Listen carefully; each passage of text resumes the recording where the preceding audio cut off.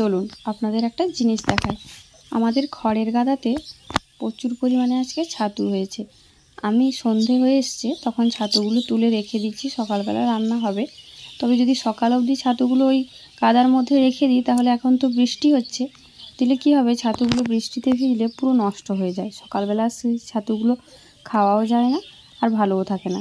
তবে যদি বিকেলবেলা ওগুলো তুলে রাখা হয় তখন কিন্তু সকালবেলা বাড়িতে থেকেই পুরোটা ফুটে যায় আর ছাতুগুলোও বেশ ভালো থাকে। অনেকগুলো পরিমাণে আজকে ছাতু হয়েছিল, তাই সবগুলো ছাতু তুলে নিচ্ছি আর ভাবলাম আপনাদের সঙ্গেও এই রেসিপিটা শেয়ার করব। এই ছাতুটা আমাদের বাড়ির সকলের খুবই পছন্দের, সবথেকে বেশি তো আমার কাছে ছাতু মানেই অমৃত সমান। মাংসর স্বাদকেও হার মানায় আমার কাছে ছাতু। যে কোনো ছাতু দিলে আমি খেতে খুব ভালোবাসি। মাঝে মাঝে তো বড়মশাই থেকে শুরু করে বাড়ির সকলে বলে বেড়াই, কোনো দিন কেউ লুকিয়ে করে যদি কাঠ ছাতুও ভেজে দিয়ে দেয় আমি খেয়ে নেবো হয়তো।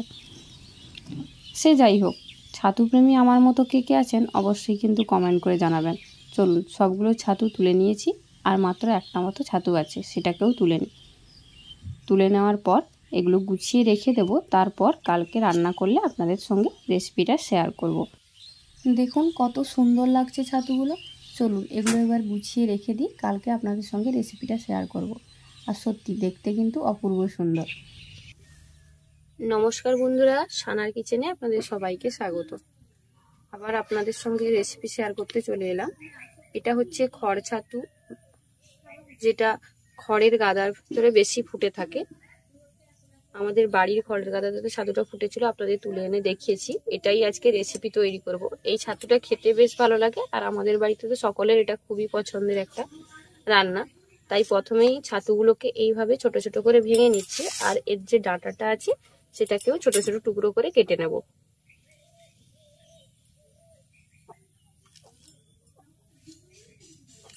দেখুন এইভাবে ছোট ছোট টুকরো করে কেটে নেব।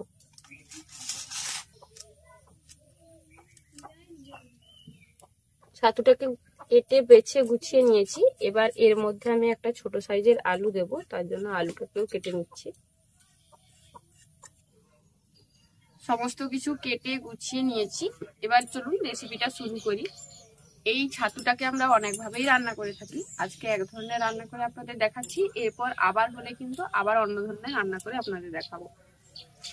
দেখুন এখানে ছাতুটাকে খুব ভালো করে ধুয়ে জলটা চিপে বের করে পরিষ্কার করে নিয়েছি। এদিকে নিয়েছি দুটো পেঁয়াজকে কুচি করে, একটু লম্বা লম্বা কুচি করে নিয়েছি, সেই সাথে একটা আলুকেও একদম ছোট ছোট টুকরো করে কুচি করে নিয়েছি। এবার সমস্ত কিছুকে মিশিয়ে নেব একসঙ্গে। ছাতু, পেঁয়াজ এবং আলু সবকিছুকে একসঙ্গে মিশিয়ে নিচ্ছি।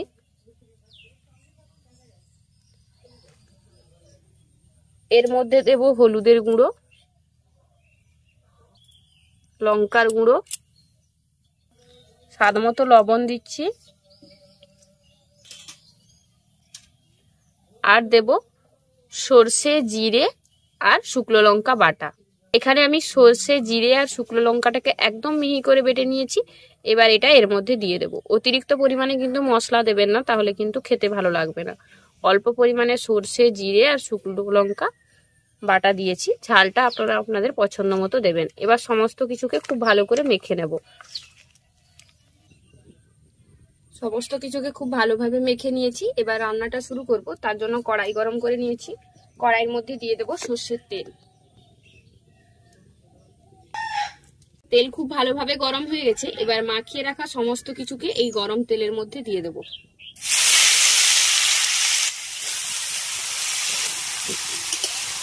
এবার তেলের সঙ্গে এটাকে আগে খুব ভালো করে একটু মিশিয়ে নেব।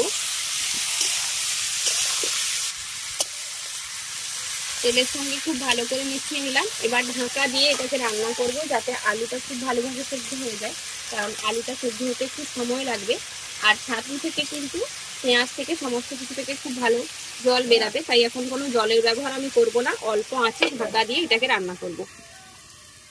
এবার ঢাকা দিয়ে অল্প আঁচে এটাকে রান্না করব। মাঝে মাঝে ঢাকাটা খুলে একটু এটাকে নাড়াচাড়া করে দিতে হবে। দেখবেন এরকম তলায় লাল লাল হয়ে যাচ্ছে, আবার একটু উল্টে দিয়ে এইভাবে উল্টে দিতে হবে এটাকে। এইভাবে এই ছাতুর তরকারি বা ছাতু পোড়াটা কিন্তু একদম লাল লাল হবে, লাল লাল ভাজা ভাজা হবে, দিলেই খেতে বেশি ভালো লাগে। এটাকে কিন্তু ছাতু পোড়াও বলা যেতে পারে, আবার ছাতুর তরকারিও বলা যেতে পারে।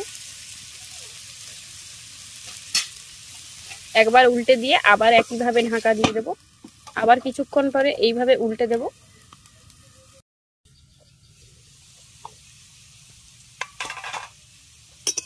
দেখুন পরিমাণে কতটা কমলো, ছাতুর এই এক লক্ষণ। বিশেষ করে খরচাটা মনে হবে অনেকগুলো, কিন্তু কমে গিয়ে একটু অল্প পরিমাণে হয়ে যাবে। তাই লবণটা দেওয়ার সময় কিন্তু একদম সাবধান, অল্প পরিমাণেই ব্যবহার করবেন, না হলে দেখবেন রান্নার শেষে এতটাই তেতো হয়ে গেছে লবণে যে খাওয়াটাই অসম্ভব হয়ে গেছে। তাই সবসময় লবণটা কম ব্যবহার করার চেষ্টা করবেন। আর একদম লাল লাল করে পুরো ভাজা হয়ে গেছে, দেখুন দেখতে কতটা সুন্দর লাগছে আমাদের ছাতুর তরকারি বা ছাতু পোড়াও বলতে পারবেন এটাকে। আমাদের বাড়িতে সেটাকে ছাতু পোড়া বলে, কারণ লাল লাল করে পুরো একদম ভাজাটা হয় বলে মশলা দিয়ে। একদম রেডি হয়ে গেছে এটা। এবার এটা একটা পাত্রে নামিয়ে নেব। আমার ফেভারিট তরকারি হয়েছে আজকে, জানো। এটা দিয়ে তো আমাকে যা খেতে বলবে আমি তাই খেয়ে নেবো, কোনো সমস্যা নেই। শুধুটা দিলেও পুরোটা খেয়ে নেবো। সবদিন বাড়িতে ছাতু খেলে সবচেয়ে বেশি পরিমাণ আমিই খেতাম।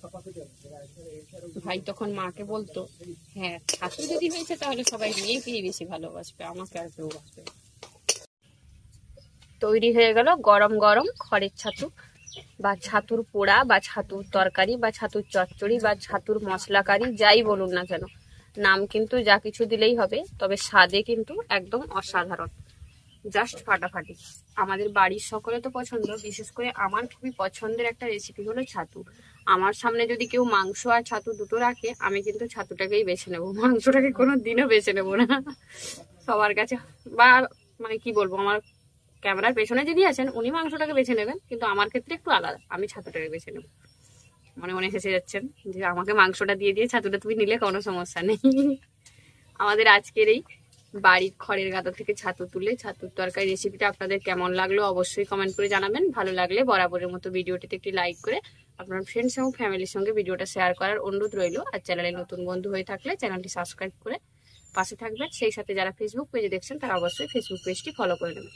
ভালো থাকবেন, সুস্থ থাকবেন। আবার দেখা হবে অন্য কোনো রেসিপি নিয়ে। আজকের মতো টাটা।